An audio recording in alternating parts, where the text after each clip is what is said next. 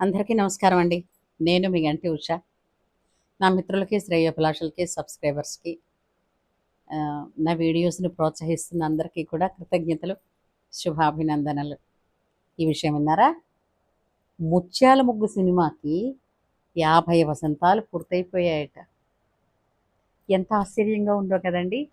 ఇంకా మాకేమిటనిపిస్తుందంటే నిన్నన ఈ సినిమా చూసినట్టు, ఈ మధ్యనే ఆ సినిమా వచ్చినట్టు. అలా అంటే ఇంకా చాలామంది ఏంటంటే ఏదైనా ఒక మనసులో భావం చెప్పడం భయం. ఇంక వీళ్ళ వయసులో ఎప్పటివి అవి ఇవి అన్నట్టుగా ఆలోచనల్లోకి వెళ్ళిపోతారు. నా చిన్నప్పుడు నాకు బహుశా 7 ఏళ్ళు, 8 ఏళ్ళు ఉంటాయి. ఈ సినిమా రిలీజ్ అయింది. మా ఊరు, మా అమ్మమ్మ గారి ఊరు చాలా పల్లెటూరు. అయితే ఆ పల్లెటూరుకి అంత వేగం అంటే మంచి కొత్తగా రిలీజ్ అయ్యే సినిమాలైతే రావు. ఎప్పుడో ఒక సంవత్సరం అయిపోయిన తర్వాత, రిలీజ్ అయిపోయిన తర్వాత సంవత్సరం అయిపోయి ఎన్నో చోట్ల అది ఆల్రెడీ అదేంటిది విజయవంతంగా నడిచేసిన తర్వాత అప్పుడు వచ్చేది మా ఊరికి. అంటే చిన్నవేవో అందులో 2 సినిమా థియేటర్స్ ఉండేవి. అందులో ఒకటి మరీ పాతది, మామూలుగా ఒక 7, 8 ఇంటర్వెల్స్ ఇచ్చేవారు అందులో. ఇంకొకటేమో అప్పటికి కొత్త హాల్ అనమాట. అంతే తప్ప ఆ పల్లెటూళ్ళలో సినిమా హాళ్ళులే. ఏదైనా కొత్తగా సినిమా వచ్చింది అని అనగానే ఆ సినిమా చాలా బాగుందన్న టాక్ వచ్చేసరికల్లా మాకు పక్కనే ఉన్నటువంటి ఒక ఊరు, ఆ ఊరికి వెళ్ళి మేము సినిమా చూసేవాళ్ళం. అయితే ఆ ఊరికి వెళ్ళి సినిమా చూసి చూడ్డానికి టికెట్లు ఎక్కడి నుంచి వస్తాయి? మా ఊరు లాంటి పల్లెటూరు వాళ్ళే అక్కడికి కూడా ఓ 4, 5 ఊళ్ళ నుంచి, పల్లెల నుంచి అక్కడికి వస్తారు సినిమా చూడాలంటే. అయితే బాపు రమణలు తీసినటువంటి ఒక అమోఘమైనటువంటి కావ్యం, ఒక అద్భుతమైనటువంటి దృశ్య కావ్యం ఈ 'ముత్యాల ముగ్గు'. కుటుంబం అందరూ, సభ్యులందరూ కలిసి కూర్చుని చూడవలసిన సినిమా. అసలు బాపు రమణలకు ఉన్నటువంటి పిచ్ అని చెప్పాలి. రామాయణం మీద వారికి ఎంతటి ప్రేమో, ఎంత ఆప్యాయతో తెలియదు కానీ సాంఘిక రామాయణాలే వాళ్ళు చాలా సినిమాలు తీశారు. ఆ సినిమాలన్నీ ఎక్కువగా రామాయణ కథాంశమే మనకి ప్రతిబింబిస్తూ ఉంటుంది. గోరంత దీపం కావచ్చు, ఈ ముత్యాల ముగ్గు కావచ్చు, ఎంత హృదయంగా ఉంటుందండి సినిమా అన్నది. ఎంత బాగుంటుంది అసలు, వర్ణించవశమా? అప్పట్లో మాకు ఏంటంటే మా ఊరికి అసలు ఆర్టీసీ లేదనుకుంటాను, అప్పటికి తెలియదు నాకు. ప్రైవేట్ బస్సులే ఉండేవి. నా ఫ్రెండ్, క్లాస్మేట్ ఒక అమ్మాయి ఉంది, వాళ్ళకి బస్సు ఉండేది. అయితే వాళ్ళు ఏం చేసేవారంటే, ఇప్పుడు మా పక్కనున్న ఊళ్ళో ఈ సినిమా రిలీజ్ అయితే ఆ సినిమా హాల్ దగ్గర టికెట్లు కూడా వీళ్ళే తెచ్చేసేవారు. బస్సులో తెచ్చేసి మా అందరికీ బస్సు టికెట్లతో పాటు సినిమా టికెట్లు కూడా ఇచ్చేసి సినిమాకి తీసుకెళ్ళి మళ్ళీ సినిమా అయిపోయేదాకా ఆ బస్సు అక్కడ వెయిట్ చేసి సినిమా అయిపోయాక మళ్ళీ వీళ్ళందరినీ తీసుకుని వచ్చేవారనమాట. అంటే ప్రయాణాలే కాకుండా ఈ సినిమా టికెట్లు కూడా వాళ్ళకి ఎనదర్ అనమాట, బిజినెస్ అడ్వాంటేజ్ అది. ఆ విధంగా ఒకే సమయంలో ఆల్మోస్ట్ యశోద కృష్ణ కూడా రిలీజ్ అయింది. యశోద కృష్ణ అంటే ఇప్పుడు దానికి కూడా 50 వసంతాలే పూర్తవ్వాలి మరి ఈ లెక్కన. ఎందుకంటే 2 కొత్తగా రిలీజ్ అయిన సినిమాలు అనమాట. యశోద కృష్ణ కూడా చాలా బాగుంటుంది. అయితే మా ఊర్లో అంటే 2 థియేటర్స్, మా పక్కన పొరుగురులో అయితే అప్పటికి 4 ఉన్నాయి, 4, 5 ఉన్నాయి. అక్కడ ఎలా తీసుకున్నాం, బస్సు టికెట్ మనకి గిట్టుబాటు అవ్వాలి కదా, ఇలా ఆలోచించేవారు. బస్సు టికెట్ ఒకసారి వెళ్ళొస్తే టికెట్ గిట్టుబాటు అవ్వాలి కాబట్టి మ్యాట్నీకి ముత్యాల ముగ్గు చూసి ఫస్ట్ షోకి ఈ యశోద కృష్ణ చూసుకుని ఇంటికి వస్తాం అనమాట. నిజంగా మా ఊరల్లా వెళ్ళాం. మా అమ్మ గారు, మా అమ్మమ్మ గారు, మా చెల్లెళ్ళు, మేమందరం కూడా మా మిగిలిన వీధిలో వాళ్ళందరం కలిసి అనమాట బస్సులో వెళ్ళాము. మధ్యాహ్నం ఏమో ముత్యాల ముగ్గు సినిమా చూసాము. అప్పటికి మా నాన్నగారు అమెరికాలో ఉండేవారు. పిహెచ్డి కోసం న్యూయార్క్ యూనివర్సిటీ అంటే స్టేట్ యూనివర్సిటీ ఆఫ్ న్యూయార్క్లో ఆయన పిహెచ్డి చేశారు ఎకనామిక్స్లో. ఆయన అక్కడ ఉండేవారు. మేము అమ్మమ్మ గారి ఇంట్లో ఉండేవాళ్ళం మేము. సో మా అన్నయ్య ఏమో ఇప్పుడు మా పొరుగురులో ఎక్కడైతే ఈ సినిమా హాళ్ళు ఉన్నాయో అక్కడ ఆ ఊళ్ళో మా చిన్నాన్నగారి ఇంట్లో నాన్నగారు పెట్టారనమాట చదువుకోవడానికి. అయితే మేము అక్కడికి వెళ్ళి ముందు ఎక్కడికి వెళ్ళాం, ముందు ముత్యాల ముగ్గు సినిమా చూసాం. ముత్యాల ముగ్గు సినిమా చూసి ఎంత హ్యాపీ అంటే అది ఎంత బాగుందో, పిల్లలకైతే పిల్లలకి బాగుంది, పెద్దవాళ్ళకైతే పెద్దవాళ్ళకి బాగుంది, పాటలు బాగున్నాయి. అసలు అందులో నుంచే కదండి మంచి రావుగోపాలరావు గారి డైలాగు పిచ్చ ఫేమస్ అయిపోయింది. ఇప్పటికీ కూడా అంటూ ఉంటారు, ఏంటది, మడిసంటే మడిసన్నాక కోసంత కళాపోషణ ఉండాలి, ఊరికే తిని తొంగుంటే మడిసికి గొడ్డుకి తేడా ఏటి ఉంటుందని. ఇంకోటి ఏంటి, hello hello hello hello hello Jagannatham గారా అని చాలా మంచి అంటే చాలా ఫేమస్ అయిన డైలాగ్స్ అనమాట. సో ఆ సినిమా అప్పట్లో సినిమా అంటేనండి చాలా నిజంగా ఒక పండగ అనమాట. సినిమాకి అంటే రేర్గా సినిమాలు మా ఊరు వచ్చేవి, వచ్చినా కూడా సినిమాకి తీసుకెళ్ళడం అన్నది చాలా రేర్. అంచేత సినిమా వచ్చింది అంటే మాకు పెద్ద జాతర పండగ లాంటిది అనమాట. అయితే ఆ సినిమా చూసి హాల్లోంచి బయటకు వస్తూనే పరిగెత్తుకుంటూ ఈ యశోద కృష్ణ ఉన్న సినిమా హాల్లోకి వెళ్ళామన్నమాట.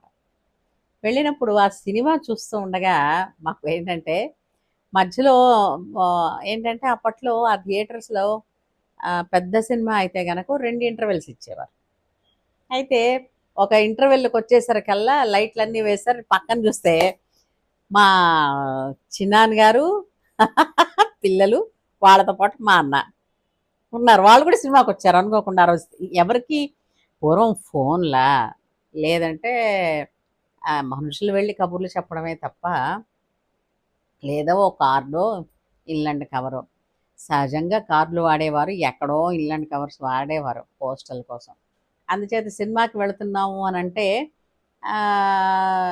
ఎవరైనా కూడా ఓ నాయన డబ్బులు సినిమాకి పెట్టేస్తున్నారు అనుకుంటారు. పల్లెటూరు కదండి అనుకుంటారని ఎవరికి చెప్పం. సో ఆ ఊళ్ళోనే చిన్నాన్నగారు వాళ్ళు ఉన్నారు, మా అన్నయ్య ఉన్నాడు, అయినా సరే ముందు సినిమాకి వెళ్ళిపోయాం అనమాట. సో సినిమాకి వెళ్ళిపోతే టైం సరిపోదు కదా. సో ఫస్ట్ ఇంటర్వెల్లోనే చూసాం, మా అన్నయ్య వాళ్ళు కూడా సినిమా హాల్లోనే ఉన్నారు. We are so happy. So cinema అంతా చూస్తుంటే అది సినిమా ఎప్పటికీ అవదు. బస్సు వాడేమో తొందర పెట్టేస్తాడు, ఎందుకంటే రాత్రి 10:30 అయిపోతుంది. ఇంకా ఆ ఊరు నుంచి ఊరికి మెల్లిగా ఎలా చూసుకున్నా 1 గంట పడుతుంది మేము వచ్చేసరికి. బస్సు వాడు తొందర పెడుతూ ఉంటే లాస్ట్ ఒక 10-15 మినిట్స్ అనుకుంటా మేము ఆ సినిమాని విడిచిపెట్టి కూడా బయటకు వచ్చి బస్సులు ఎక్కిన సందర్భాలన్నమాట. ఏంటో ఆ చిన్నతనం అదే. అంటే ఇంకా ఆ విధంగా వెళ్ళి సినిమా చూడడం ఇంకా కళ్ళ ముందు జరుగుతున్నట్టే ఉంది. అప్పుడే వాటికి 50 వసంతాలు వెళ్ళిపోయాయి అని అంటే ఆ సినిమాలకి ఎంతో ఆశ్చర్యం కలిగిస్తుంది. రెండిటికి రెండునండి అమోఘమైన సినిమాలు అవి. అదంతా కృష్ణలీలలు చూపిస్తారు యశోద కృష్ణ సినిమాలో. ఎంత హృదయంగా ఉంటుందో అసలు మనం అసలు ఎక్కడైనా చూడండి, భాగవత కథ వింటున్నా సరే, కృష్ణ లీలలు, కృష్ణుడి సినిమా చూస్తున్నా సరే ఒక మనస్సు తెలియని అనిర్వచనీయమైనటువంటి ఆనందానికి, ఆహ్లాదానికి లోనైపోతుంది. నిజమా కాదా? నిజం ఒప్పుకోవాలి. అయితే ఈ ముత్యాల ముగ్గు సినిమాలో నిదురించే తోటలోకి పాట ఒకటి వచ్చింది అని ఒక అద్భుతమైన పాట ఉంది చూడండి. సుశీలమ్మ గారు పాడారు, మహాతల్లి సరస్వతి. ఏమి కమ్మతనం ఆ పాటలో భావం అండి. అసలు ఆ రాసిన విధానం అంటే ఆ పాటని అంటే నిజంగానే కదా. ఇప్పుడు అశోకవనంలో సీత ఎలా విలపించిందో అలాగా తన భర్త అదే తను ఉన్న ఊరులోకి వస్తూ ఆ పడవ మీద చూసిన ఇల్లాలు ఏమి అంటే ఆ మనసు ఉద్విగ్నత అతన్ని చూడాలని, చేరాలని, మాట్లాడాలని. కానీ అంతలోనే అన్యాయంగా తన మీద నింద వేశారు భర్త. అభిజాత్యం. హ్మ్. ఎన్ని కళలు, ఆ! ఎన్ని భావాలు రంగరించిన సినిమా అండి అది. మహా అద్భుతమైన గ్రంథం. హ్యాట్స్ ఆఫ్ చెప్పాలి. అలాంటి సంపూర్ణ కుటుంబ కథా చిత్రాలు ఇంకా ఇంకా రావాలని. ఎందుకంటే హాస్యం కూడా సందర్భోచితంగా ఉంటుంది. శృంగారం కూడా సందర్భోచితంగానే ఉంటుంది.